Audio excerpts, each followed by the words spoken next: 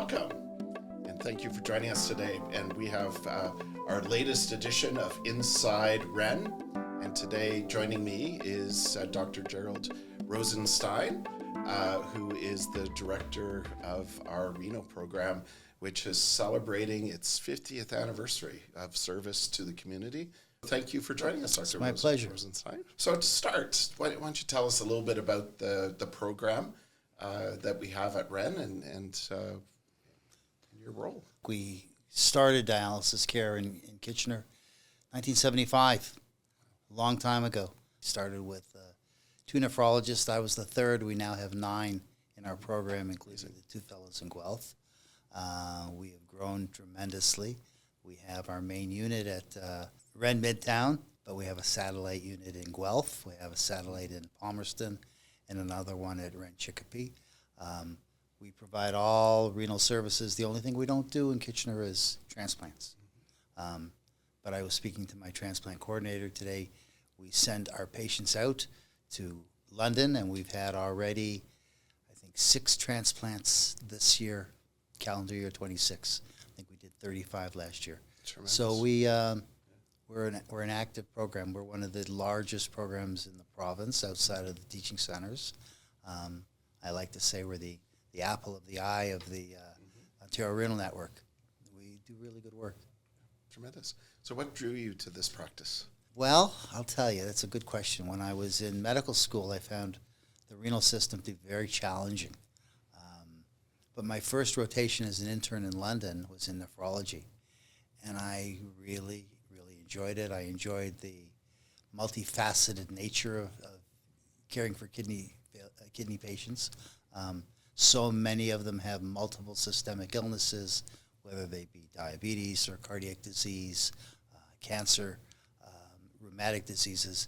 And I liked the fact that it wasn't a sort of a unifaceted kind of specialty. Well, I know the patients very much appreciate your dedication to the program and your care. So can you just talk a little bit about Ren and what makes us a center of excellence? Well, I think what makes us a center of excellence is the people in the program. We have wonderful nurses, wonderful allied health personnel, dietitians, pharmacists, social workers, technicians. It's a community-based program. You know, you may be caring for friends, family, colleagues, your parents, friends, and there's a real special feeling that develops when you're taking care of people and I think it's the people in our program. I think that the care we provide is patient-focused. It's all about the patients, and that's really our main priority all the time. It's about the patients. So it's been 50 years. How has care evolved? When we started, you were the third, as you said, to join the medical team. How has care evolved at Ren over those 50 years? We've developed various areas of renal care. When we first started, we did mainly in-center dialysis. We had very small component of home dialysis. Now we have a much larger component of home dialysis. In fact, our home hemodialysis program is the 3rd largest in the province, which I find very impressive considering we're not one of the larger teaching hospitals. So we focus on home dialysis. We really want to encourage patients to get their care at home. Living with kidney disease is a really tough slug. It's very difficult. And having to come in for dialysis 3 times a week on schedule is not easy for people. I always say that being able to do it at home allows you to adjust your dialysis schedule around your life rather than adjusting your life around your dialysis schedule. And I think that's made a huge impact. We not just from an economic perspective, because I really don't care about that. The system does. That's the system's job. Yeah. What I care about is the patient outcomes. And patients really appreciate being able to get their care at home. Great. So just picking up on that, can you explain exactly what is home dialysis? So there are 2 types of dialysis. There's there's peritoneal dialysis, and there's hemodialysis. Hemodialysis is what most patients, what most people are familiar with. It's the type of dialysis where we access the circulatory system either with a surgical structure in the arm called a fistula or with a central venous catheter that's inserted into a large vein. Blood goes out one side and goes through a machine, gets filtered, and comes back in again. And that's hemodialysis, and that's what most people are most familiar with. Peritoneal dialysis is a totally different concept. A tube is placed inside the peritoneum, the cavity within which our organs are situated. It floats freely in the abdomen, in the peritoneum. We infuse fluid, which is essentially salt, water, sugar, some electrolytes, and it has the effect of drawing waste products out of the circulation, out of the system. We put in clean fluid, we drain out, quote, dirty fluid. That was our first home modality, was home peritoneal dialysis. It's very simple to train patients how to do that. It's a 4-day training program that we have in our hospital. Home hemodialysis, we came to a little bit later, but now we've grown dramatically. So home hemodialysis entails a much longer training period. It's about 5-6 weeks. Patients come in 2-3 days a week or more. They have a dedicated nurse who spends time with them, teaches them the nuances of dialysis, how to access their intravenous line or their fistula, shows them how to manage the machines, how to react to various outcomes from the machines. They support them tremendously. They'll do home visits and help them at home. We actually started a program recently called the HDAP program, Home Dialysis Assistance Program. So we send out to patients' homes a nurse. They may be well enough to do home dialysis, but they may, for one reason or another, not be able to negotiate some of the technical aspects. What it's done is it's allowed us to get some patients on home dialysis who might otherwise not have been able to do that.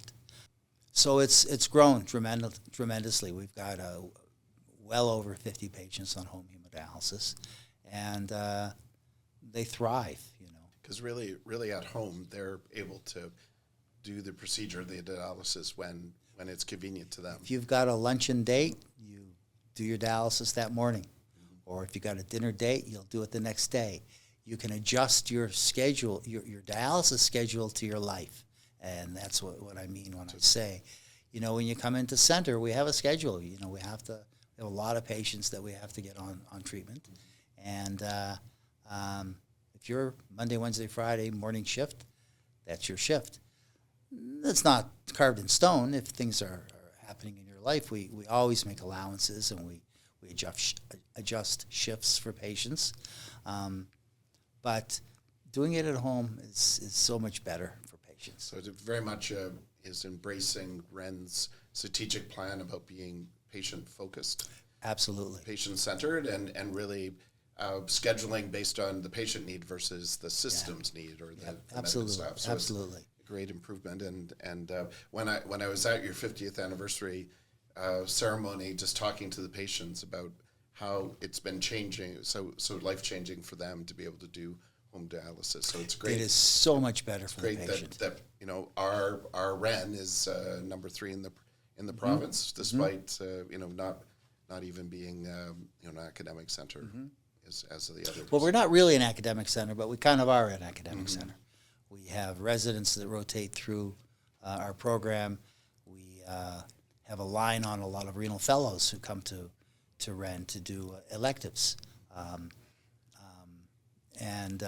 So we are and we aren't, but we're not University Health Network or St. Joseph's Hospital in Hamilton. We're smaller in comparison, but our home dialysis program thrives. So what would you say is some of your proudest features of our program and the team you work with? The people in our program are tremendous. We have wonderful nursing staff. We have phenomenal pharmacists and social workers, dietitians. We spend a lot of time with our patients. We're a single provider of kidney care in this region. It's different than in a big city where you may have 2 or 3 different sites providing dialysis care. So I'm very proud of the way our staff relate to the patients. I also think another feature of the program that really brings to life Ren's patient-centered focus is your satellite clinics, helping both at Chicopee, Guelph, Palmerston, that really brings the care closer to home. Yeah, that's key. Not everybody can do home dialysis. There are some patients who aren't well enough or stable enough, but having to drive downtown is not always so simple for people. So being able to dialyze out in the satellite has made life much easier for them. We run 6 shifts a week in Palmerston, morning and afternoon, Monday, Wednesday, Friday, Tuesday, Thursday, Saturday. The patients live in the area. They don't have far to travel. We've got very dedicated nursing staff there. They are very flexible and deal with all sorts of issues, like the weather, when patients can't get in. We figure out a way to get them there. We figure out a way to adjust their schedule so that they get their treatment. We provide them with certain medications which may help them manage if they can't get in for dialysis. It's made life much easier for them. It can be a real drive coming in from upcountry to downtown. Palmerston or Perth or Wellington to get to down the Midtown campus here. So what's going to happen when the new acute hospital opens? Of course, one of the first buildings will be our diagnostic and outpatient center, and the Renal program is going to create another satellite there. And can you talk a little bit about what the future hospital will bring? We're going to start with a satellite at the new center and maintaining the main unit downtown at Midtown. And then eventually the roles will reverse. And the main unit will be where the new hospital will be. We'll maintain a satellite still downtown. What I believe is, and I heard this every time I talk to someone that makes a gift to the program, the Renal program, that just the amazing care, the care and compassion. You've talked about your team. They really share those stories with me about the people and the just the amazing care and flexibility and accommodation that you do. But you're fitting a program into a structure that it wasn't designed for. And that I think is also one of the real hallmarks of being able to build something that's designed to allow the staff. They're already excelling, but can you imagine what they'll do when we have actually designed space for them? Absolutely. The space that we're in now is not an ideal space. I don't know if you've been up to our renal clinic, which is quite small, but we manage. When we have a lot of space available to us, it's going to be tremendous. It'll be tremendous. But patients will benefit. Most definitely they'll benefit from that. Can you share some of those stories that are really meaningful to you about your patients and the impact of your program? As I was saying, I started working here at Christmas vacation, New Year's, 1985, 86, while I was still in training. I did locums for the 2 docs that were here at the time. So some 40 years later, I have patients I've been following now for over 30 years. It's incredible. Sometime when I see them, I say, so how long have I been seeing you? And they tell me, and it just blows me away.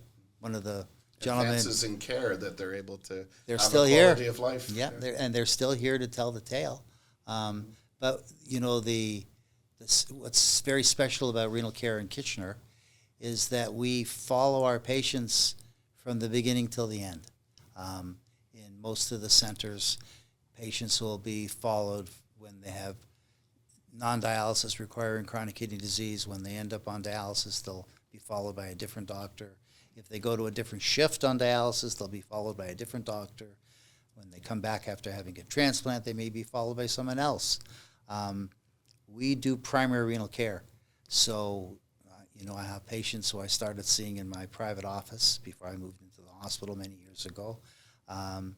who are now on dialysis or now have had a transplant, and I still follow them. So it's made for very special relationships. And I hear it. I hear it when I talk to your patients and the patients of the program. So can you talk a little bit about donors and what impact they've had on your program? And well, I don't have to tell anybody that healthcare in our province is under great challenges financially. It's very difficult to continue to provide all of the care that we wish to provide with the financial constraints that we have. So when there's funds that come from elsewhere, such as donors, it takes a lot of the heat off, a lot of the pressure off. We need help, we need help. And I don't think we are going to get the help that we need from the province because the province just can't afford to continue funding healthcare the way they have. So I think it's going to be really incumbent upon private donors to step up and help fill some of those gaps. I know, especially as it's 40 years of service, so thank you. I'll speak on behalf of the community and the hospital and your patients. But we also need to train the next generation of care providers, medical leaders, and so that donors can play a role in that as well. And of course, we do have our local share for this new hospital, which about 10% of the bricks and mortar, 100% of the equipment. So roughly about 20-25% is local share, and of course we get 100% of the benefit. We get a brand new hospital, but donors can play a big role, and we that's really tremendous. appreciate their support. So is there, just as we wrap up here, is there sort of some additional thoughts that you wanted to share with our audience? Well, kidney failure, kidney disease is not as well known. It's not as sexy a diagnosis, perhaps, as cancer care or cardiology care, heart care. But most of us will know somebody who is getting dialysis or has kidney disease or is being followed, and they might be your family member, your friend, your neighbor, and it's really important to keep them in mind and to realize how hard their lives can be and how important it is to try and do whatever we can to make it easier for them. So very true. So thank you for your time today and My sharing some amazing stories and impact of our program. And thank you for joining us in our current edition of Inside Ren. March is Kidney Month, and we really enjoyed this opportunity, Dr. Rosenstein, to share the impact of having care closer to home and the regional role that Ren plays in the community to help people living with kidney disease be able to improve their quality of life and keep thriving.